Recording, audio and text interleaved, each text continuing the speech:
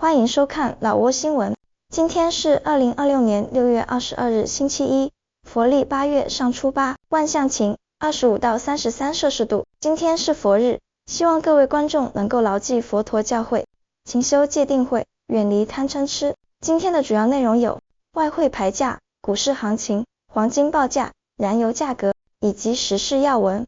首先来关注外汇。根据老挝外贸银行最新公布的今日外汇价格，美元的银行买入价为21964基普，较上一个交易日上涨16基普，涨幅 0.07%。泰铢的银行买入价为674.26基普，较上一个交易日下跌 0.57基普，跌幅 0.08%。人民币的银行买入价为3243基普，较上一个交易日上涨7基普，涨幅 0.22%。再来关注股市行情。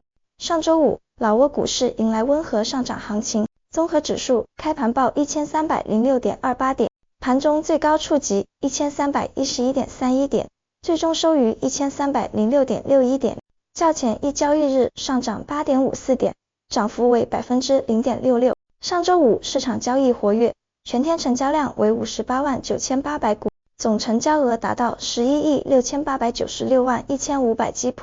在上周五的个股交易中，多数上市企业表现平稳或呈上升趋势，未出现下跌股票。萨万尼表现最为亮眼，收盘价大涨320基普至4170基普，联合发展银行上涨100基普，收于8150基普。此外，万象中心与老挝农业均上涨30基普，分别收报1120基普和1430基普。老挝石油上涨20基普，收报2390基普。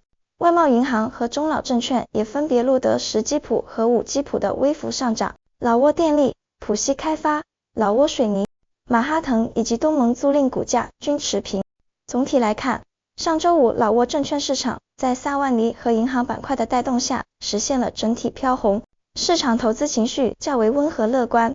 接着关注黄金价格。根据老挝黄金银行最新公布的价格，重量为1铢的黄金金条每根售价是4754万1000基普，与上一次报价持平。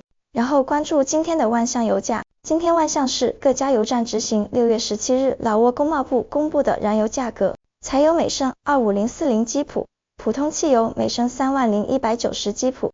接下来一起关注时事要闻。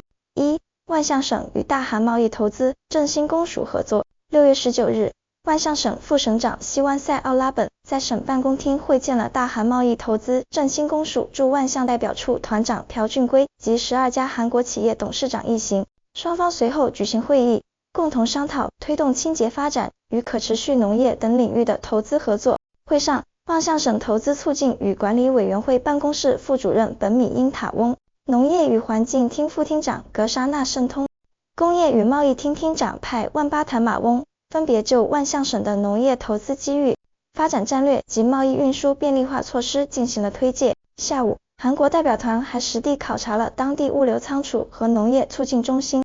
此次活动对深化老韩合作、推动万象省农业现代化具有重要意义。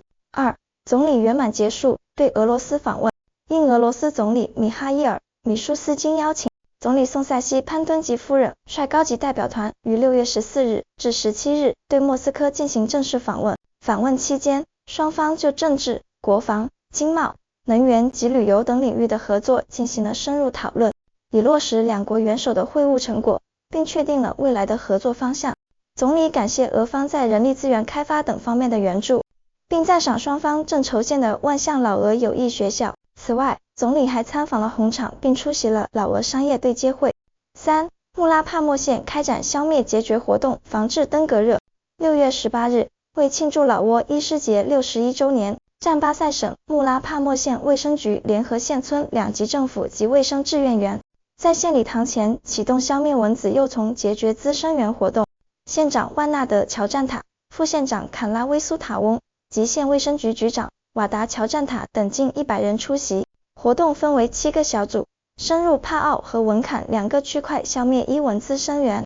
工作组走村入户进行流动健康宣教，指导村民严格落实防蚊原则，并呼吁民众睡觉挂蚊帐、涂抹驱蚊药，共同预防登革热。4. 老挝驻华大使馆举办东盟外交官夫人及女外交官协会茶话会。6月18日，老挝驻华大使馆在北京举办东盟外交官夫人及女外交官协会茶话会。老挝驻华大使宋鹏西加伦的夫人苏瓦萨纳翁萨以及东盟各国驻华大使夫人、女外交官等100余人出席。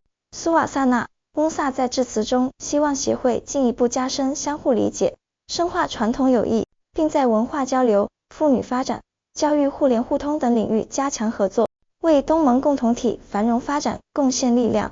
活动期间，使馆展示了老挝芦笙、那迦织锦等被列入联合国教科文组织非遗名录的传统文化，并表演了老挝圆圈舞和巴士罗舞。5.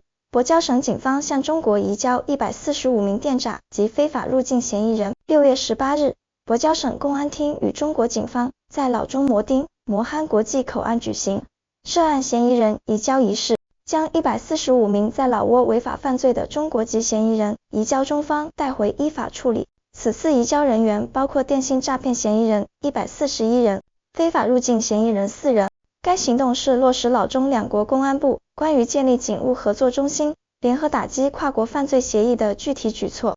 双方在仔细核对人员及文件后，正式签署了移交备忘录。6. 图拉空县捣毁一跨国电诈窝点，抓获40人。近日，万象省公安厅联合图拉空县公安局，对位于蓬安纳法村租用排屋从事电信诈骗的目标进行突击检查。行动中共抓获40名涉案嫌疑人，含6名女性，涉及4个国籍，包括中国籍33人、柬埔寨籍4人、马来西亚籍1人及老挝籍2人。警方在现场共查获涉案手机2196部，台式电脑109台。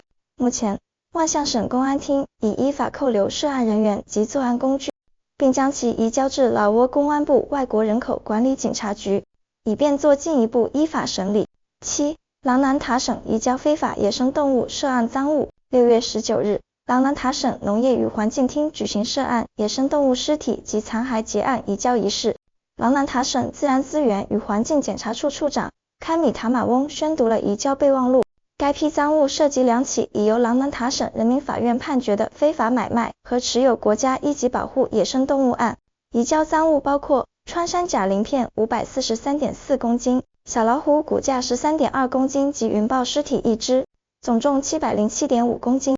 这批赃物已正式移交给老挝农业与环境部林业局，由其作为野生动物管理及濒危野生动植物种国际贸易公约履约机构，依法进行后续管理和保管。8. 万象市严厉整顿违规占道。6月19日上午，万象市公共工程与运输厅副厅长所猜望的乌东帅市容整顿委员会联合占塔布里县通杜姆村相关部门，对昭阿努翁路和昭拉萨翁路通坎坎红绿灯至丹米塞红绿灯路段进行市容整顿。